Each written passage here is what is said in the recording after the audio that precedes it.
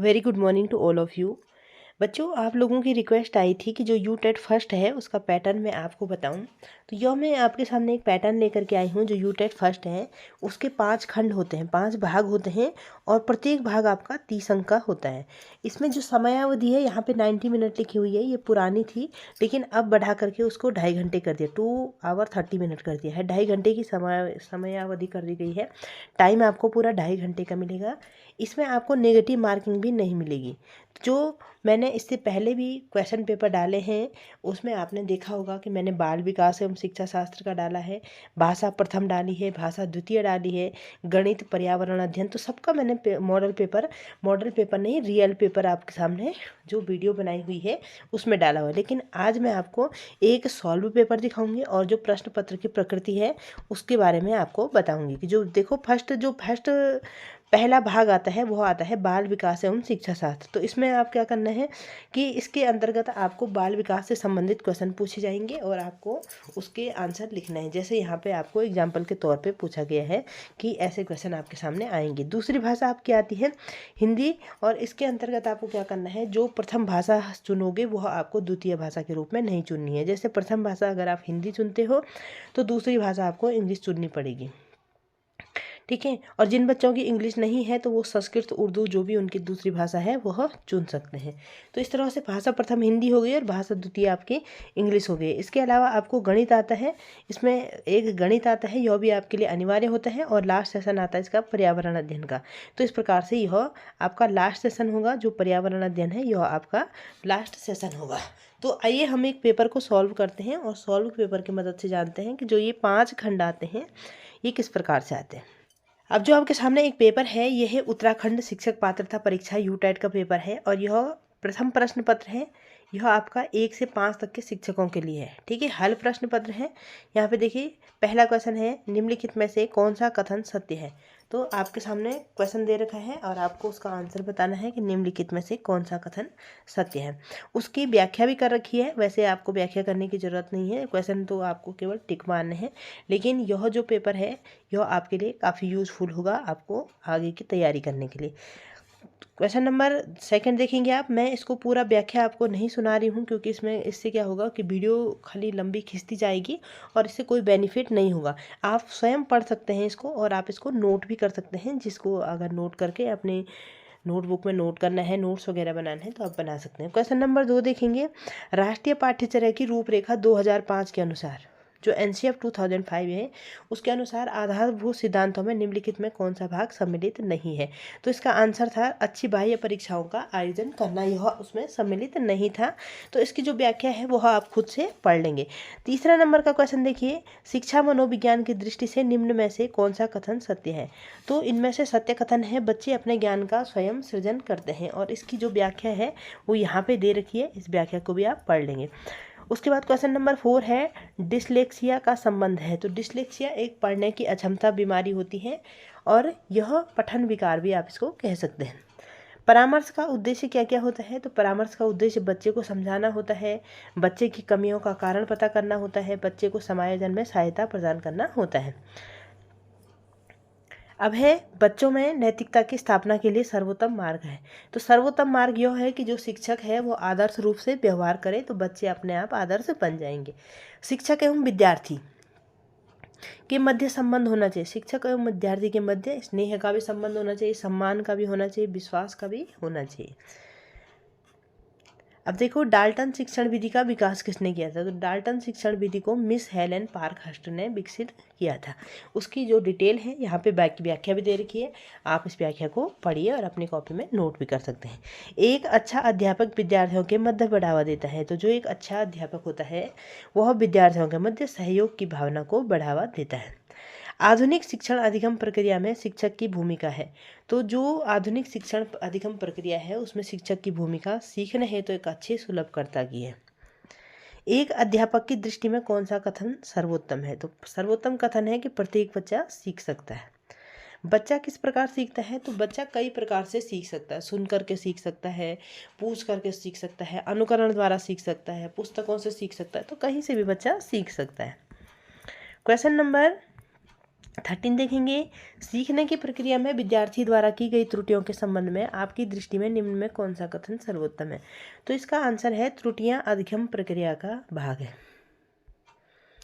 मधु गणित में कमजोर है, एक अध्यापक की दृष्टि से उसमें गणित में कमजोर होने का क्या कारण हो सकता है। तो गणित में कमजोर होने का कारण है कि गणित शिक्षण की विधि जो है वो त्रुटिपूर्ण है। निम्न में सर्वोत्तम कथन कौन सा है। तो विद्यार्थियों को सदैव सीखने के लिए प्रेरित करना सर्वोत्तम कथन है। राष्ट्रीय पाठ्यचर्या की रूपरेखा 2005 एनसीएफ 2005 के अनुसार गणित शिक्षण का मुख्य उद्देश्य क्या है। तो इसका उद्देश्य है बच्चों में तार्किक चिंतन और समस्या समाधान योग्यता का विकास करना। मानसिक रूप से स्वस्थ अध्यापक की विशेषता क्या है। वह संवेदनात्मक रूप से संतुलित रहता है।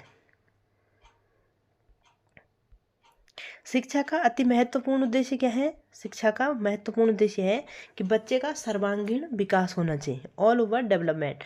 बच्चे की बुद्धि लब्धि 90 से 110 के मध्य है तो वह क्या होगा। तो जो टर्मन ने बुद्धि लब्धि परीक्षण दिया था उसके अनुसार वह बच्चा सामान्य बुद्धि का होगा।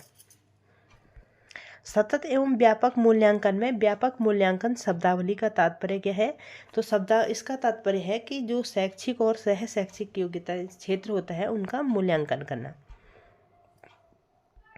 शिवानी द्वारा पूछे गए एक प्रश्न का उत्तर शिक्षक तत्काल नहीं दे सकता है। शिक्षक की प्रतिक्रिया क्या होनी चाहिए। तो शिक्षक को क्या करना चाहिए कि जो ये प्रश्न है उसे ढंग से जांचना चाहिए।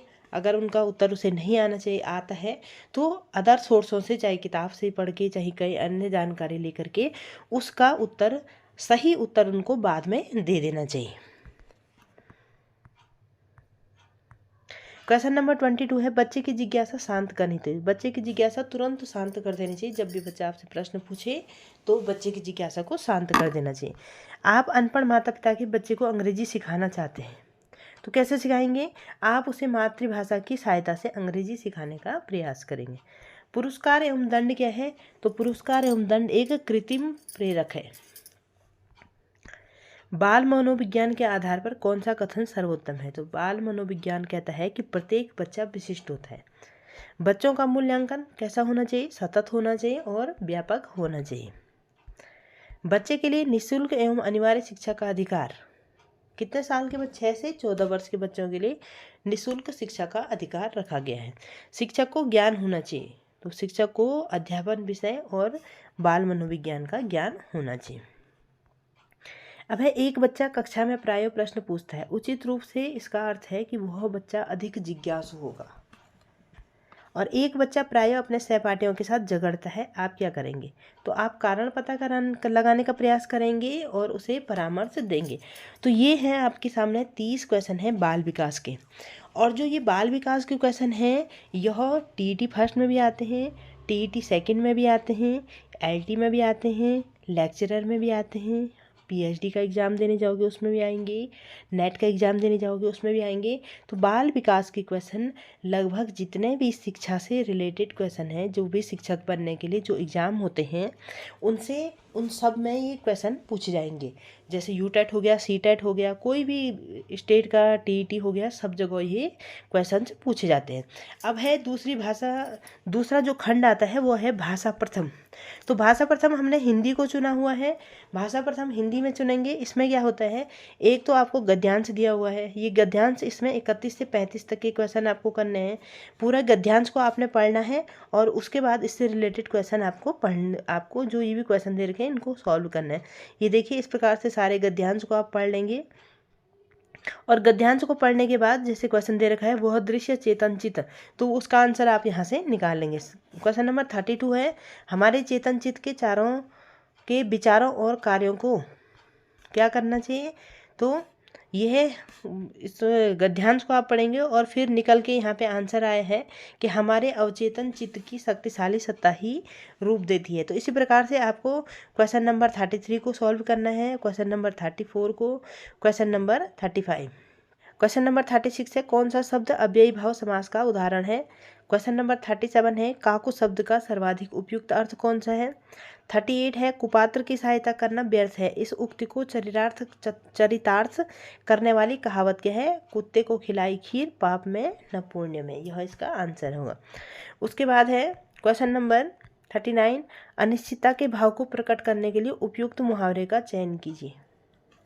तो यहाँ पे न जाने ऊंट किस करवट बैठेगा। अन्वेषण का संधि विच्छेद क्या होता है? अनुधन ऐषण होता है। हिंदी की मूल उत्पत्ति किससे हुई है? सौर सैन्य अपभ्रंश से हुई है। हिंदी भाषा में वो ध्वनियाँ जो स्वतंत्र रूप से बोली जाती हैं उन्हें क्या कहते हैं? स्वर कहते हैं। कौन सा शब्द जंगल शब्द का पर्यायवाची नहीं है? तो जंगल का पर्यायवाची कांता नहीं है। निम्नलिखित शब्दों में से शुद्ध रूप है, तो जो भी शुद्ध है वो प्रज्वलित है। नीचे लिखिए वाक्यों में कौन सा वाक्य सही है। तो इसमें देखिए आप, निर्वात का समानार्थी शब्द क्या है वो अभी देख लीजिए। निम्न विकल्पों में से सकर्मक क्रिया का चयन कीजिए। तो जो है वहाँ पे आंसर आप टिक मारिए। बड़ों के लिए उपयुक्त अभिवादन का चयन कीजिए। फिर है 49 कौन सा शब्द तत्सम नहीं है? मानव शब्द के लिए उपयुक्त भाववाचक संज्ञा का चयन कीजिए। कवि शब्द का स्त्रीलिंग रूप है। परिश्रम शब्द में कौन से विशेषण का बोध होता है? और स्वयंवर शब्द में कौन सा उपसर्ग प्रयुक्त है? फिर है 54 है गवैया किस प्रत्यय का शुद्ध रूप है? वह कौन सा शब्द है जो प्रायः बहुवचन में प्रयुक्त होता है? जिसको व्याकरण का ज्ञान हो के लिए एक शब्द का चयन कीजिए। ठीक है, लाघव शब्द का विपरीतार्थ शब्द है और उपयुक्त वाक्यांश का चयन कीजिए। बलिदान की भावना के प्रेरक होते हैं। रिक्त स्थान की पूर्ति के लिए उपयुक्त विकल्प का चयन कीजिए। महात्मा गांधी अहिंसा के साक्षात। और लास्ट वाला 60 क्वेश्चन है कि निम्न रिक्त स्थानों की पूर्ति के लिए उपयुक्त कारक चिन्ह का चयन कीजिए। तो यह है आपका प्रथम भाषा हिंदी। द्वितीय भाषा आपकी अंग्रेजी है। अंग्रेजी में भी आप देख लीजिए, क्वेश्चन मैं पढ़ के बता देती हूँ, आंसर उसके साथ दिए हुए हैं। ये आपके लिए एक मॉडल क्वेश्चन पेपर है। क्वेश्चन नंबर 61 से 65 तक कैसे करना है? Select the appropriate word to fill in the given sentences. This ring is made of gold. ठीक है, द प्रिजनर, फिर फिल इन द ब्लैंक्स भरना है, फ्रॉम हिज गार्ड्स, फिर फिल इन द ब्लैंक्स है, student in the class is capable of passing the examination, फिर he, फिर fill in the blanks है, most of his money to charity, in the forest I saw, फिर fill in the blanks है, of dear, फिर direction है 66 से 70 तक। Each of the sentences in question is divided into 4 parts में marked A B C D and one of the four parts है an error. तो इनमें से जो 4 पार्ट हैं उनमें से एक एरर है, वो आपको देखना है। जैसे he had made a list of all the things he wants to buy. तो यह आपको इसमें से एरर निकालना है। 66 से 70 तक के क्वेश्चन इसी तरह से हैं। ये 67 वाला क्वेश्चन है, ये 68 वाला क्वेश्चन है, 69 वाला क्वेश्चन है और यह 70 वाला क्वेश्चन है।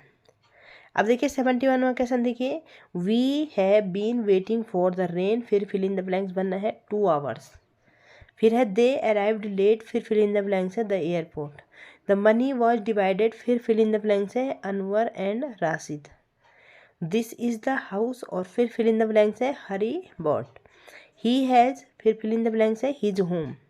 फिर डायरेक्शन देखिए 76 से 80 तक, select the word with correct spelling for filling the blanks in the given sentences. तो यहाँ भी फिलिंग द ब्लैंक्स आपको भरना है। तो ये है the eldest Prince was the, फिर यहाँ पे फिल इन द ब्लैंक्स बनेंगे टू द थ्रोन, फिर है प्लीज बी और फिर आपको फिल इन द ब्लैंक्स बनना है। 78 वाला क्वेश्चन देखिए, दियर इज सो मच और फिल इन द ब्लैंक्स है इन द रिजल्ट्स। 79 वाला क्वेश्चन देखिए, गिव मी ए प्रॉपर, फिर फिल इन द ब्लैंक्स है फॉर हिज पेमेंट, फिर है कीप, फिर फिल इन द ब्लैंक्स है डोंट मेक ए नॉइज। यहाँ पे देखेंगे क्वेश्चन नंबर 81 से 85 तक आपको क्या करना है, read the following passage and answer the questions that follow. तो जो भी इस पैसेज को पढ़ना है और इससे रिलेटेड जो 81 से 85 तक के क्वेश्चन हैं उनको आपको करना है। तो ढंग से आपको ये पैसेज पढ़ लेना है। ये देखिए पैसेज पढ़ लीजिए आप इसको, और इसके बाद इसको चाहो तो अपनी कॉपी में भी नोट कर सकते हो। और इस पैसेज को पढ़ने के बाद आपको इससे रिलेटेड क्वेश्चन को यहाँ पे सॉल्व करना है। ये इससे रिलेटेड क्वेश्चन है 81 से 85 तक, इनको मैं पढ़ नहीं रही हूँ।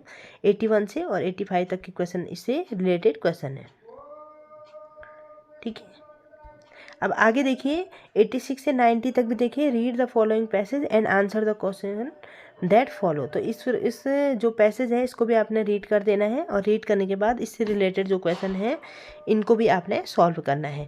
तो 90 तक के क्वेश्चंस को आपने इसी तरह से सॉल्व करना है। इस पूरे पैसेज को आपने पढ़ लेना है, और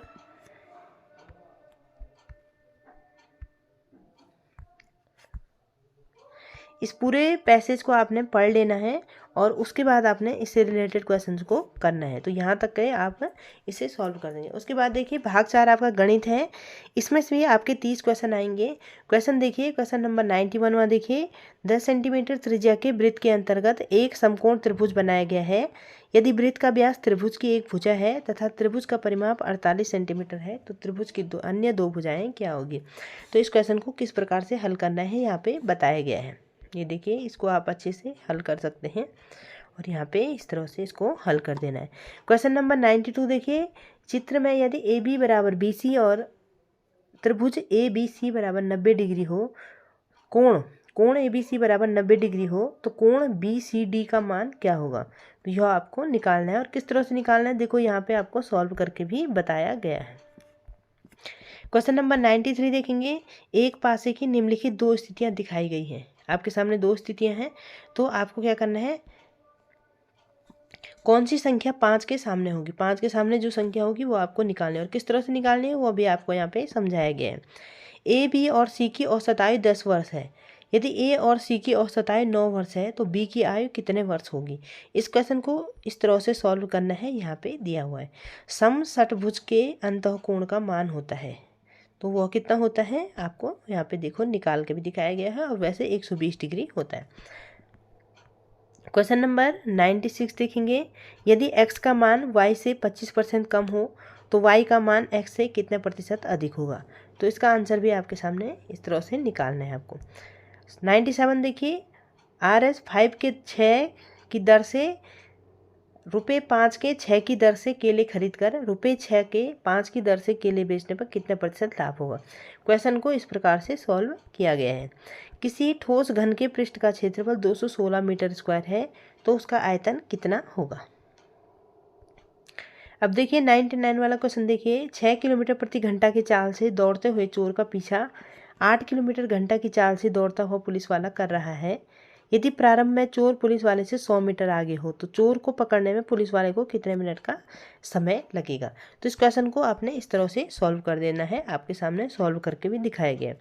100 वाला क्वेश्चन देखिए, किसी त्रिभुज के अंतःकोणों का अनुपात 1:2:3 है, सबसे बड़े कोण का रेडियन में मान क्या होगा। तो यह आपने यहाँ से निकाल देना है।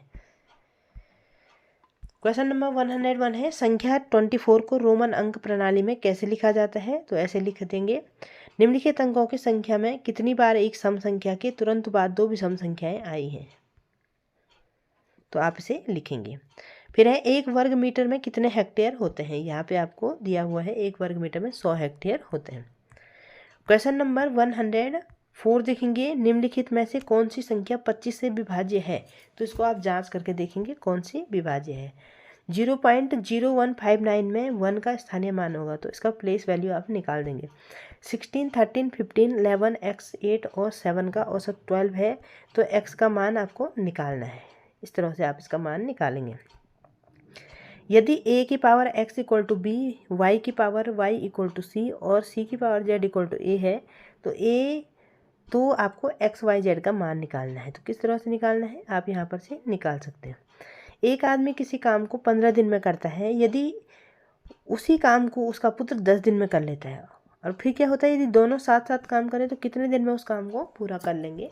तो ये देखिए, इस तरह से आपने इस क्वेश्चन को यहाँ पे सॉल्व कर रखा है। क्वेश्चन नंबर 109 है, m और n दो धन पूर्णांक है। यदि m की पावर n इक्वल टू 25 हो, तो n की पावर m का मान क्या होगा। ठीक है, तो यहाँ पे इसका सॉल्यूशन भी दे रखा है। यदि x + 5 इक्वल टू 0 हो, तो 5x² + 50x + 125 का मान कितना होगा। यदि तीन संख्याएं 1:2:3 के अनुपात में है, तो उनका मौसो 12 है, तो वे संख्याएं कितनी होगी। ठीक है, दो भिन्नों के हर 5 व 7 हैं। इन भिन्नों का योग 41/35 है, और उनके अंशों को बदलने पर भिन्नों का योग 43/35 हो जाता है। तो भिन्ने कौन सी होंगी। देखिए इस तरह से आप उसको हल करेंगे। क्वेश्चन नंबर 113वां देखेंगे, 1 ग्राम 1 किलोग्राम का कितना प्रतिशत है। 114 देखेंगे, किसी विद्यालय की छात्र संख्या 100 है, वहाँ 10% वार्षिक की दर से छात्र संख्या में वृद्धि हो रही है, तो 2 वर्ष बाद वहीं की छात्र संख्या कितनी हो जाएगी, ये आपको निकालना है। और देखिए यहाँ पे हल करके भी आपको दे रखा है। निम्नलिखित में उचित भिन्न कौन सी होगी, तो उचित भिन्न किसे कहते हैं, उचित भिन्न उसे कहते हैं जिसका अंश हर से कम होता है, उसको उचित भिन्न कहते हैं। 116 क्वेश्चन है, किसी वर्ग की एक भुजा पर बने वर्ग के क्षेत्रफल तथा उसी वर्ग के विकर्ण पर बने वर्ग के क्षेत्रफल में क्या अनुपात होगा। तो उसको निकालने के लिए आप देखेंगे यहाँ पे हल करके आपको दिखाया गया है। क्वेश्चन नंबर 117 है, √0.0625/5 का सरलतम रूप क्या होगा।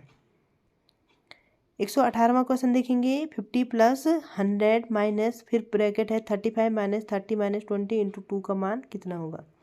तो किस तरह से आपको हल करना है। देखिए क्वेश्चन नंबर 119 है, 5/6 × 2/9 + 2/9 डिवाइड बाई 6/7 का सरलतम रूप क्या होगा। तो ये आप निकाल देंगे। ठीक है, अब देखिए 120 वाला क्वेश्चन है, 0.827 × 0.827 माइनस 0.173 + 0.173। तो इस तरह से आप इसको अपोन में जो दे रखा है उसको आप सॉल्व कर लेंगे। ठीक है, लास्ट वाला जो सेशन है वो पर्यावरण अध्ययन का आएगा, इसमें भी आपके पूरे 30 क्वेश्चन आएंगे। क्वेश्चन मैं यहाँ पे पढ़ लेती हूँ, आंसर और व्याख्या यहाँ पे आपको दी गई है, तो आप अपने आप से इसको कर लेंगे। तो ये है, भारत का राष्ट्रीय पशु कौन सा है। 122 वाला क्वेश्चन है, सागरीय खरपतवार किसका महत्वपूर्ण स्रोत है। 123 है, भारत में प्रोजेक्ट टाइगर कार्यक्रम किस वर्ष आरंभ किया गया था। निम्नलिखित में से किस वर्ग में प्रोटीन की प्रचुरता पाई जाती है। एक नक्षत्र का रंग किस पर निर्भर करता है। वनों के महत्व के कारण है। पृथ्वी का अपमार्जक कौन सा है। कथक किस क्षेत्र का शास्त्रीय नृत्य है। निम्नलिखित में रबी की फसल कौन सी है। पोलियो क्या क्या कारण हो सकता है। पर्यावरण दिवस किस दिन मनाया जाता है। पौधे में प्रकाश संश्लेषण क्रिया किस रंग में सबसे अधिक होती है। भिंडी में क्या पाया जाता है। भारत में फलों में अंतर्गत सर्वाधिक क्षेत्र किस चीज़ का है। 135 वाला क्वेश्चन देखेंगे, पर्यावरण को बचाने के लिए चिपको आंदोलन का संबंध किस राज्य से है। निम्नलिखित में से जैविक घटक है, कौन रासायनिक उर्वरक का उदाहरण नहीं है। 38 वाला देखेंगे, हमारे पर्यावरण में किस गैस का सबसे अधिक सांद्रण है। 139 देखिए, निम्नलिखित में कौन अम्ल वर्षा का बृहद प्रदूषक है। NCTE का उद्देश्य क्या है। 141 देखेंगे, हमारे देश में वन महोत्सव दिवस कब मनाया जाता है। जल जनित रोग कौन सा है। वायु प्रदूषण का कारण है। निम्नलिखित में किसमें क्विनाइन दवा प्राप्त होती है। 71% पृथ्वी का तल किस चीज़ से ढका हुआ है। 146 देखेंगे, विश्व में जल संकट का प्रमुख कारण है। 147 देखेंगे, निम्नलिखित में से कौन सा सदाबहार पेड़ नहीं है। राष्ट्रीय गीत की रचयिता कौन है। भारत में सर्वप्रथम बायोगैस संयंत्र कहाँ स्थापित किया गया। और लास्ट क्वेश्चन है इस पेपर का, डेसिबल किसको नापने की इकाई है। तो ये है आपके सामने एक सॉल्व्ड क्वेश्चन पेपर जो 2011 का है और यह सॉल्व भी हो रखा है। इस क्वेश्चन पेपर को आप एक मॉडल क्वेश्चन पेपर की तरह यूज कर सकते हैं। उसके अलावा भी मैंने जो चैनल है उस पर कई अनसॉल्व पेपर भी डाल रखे हैं और कई सॉल्व पेपर भी डाल रखे हैं। तो जो ये क्वेश्चन पेपर है इसमें से जो बाल विकास वाला जो पैटर्न है वह तो सभी टीचिंग वाले एग्ज़ाम्स में आएगा, और जो हिंदी है, जो मैथ्स है, जो इंग्लिश है, उसको आप इस एग्ज़ाम के अलावा उसको आप ग्रुप C, SSC आदि एग्ज़ामों में भी उसको यूज कर सकते हो, वहाँ भी आपके काम आएगा। तो आज की क्लास में इतना ही। जो अगली क्लास होगी उसमें मैं एक और अनसॉल्व पेपर लेके आऊँगी, उसको आपने खुद से सॉल्व करना है। तो क्लासेस आज को यहीं पे ख़त्म करते हैं।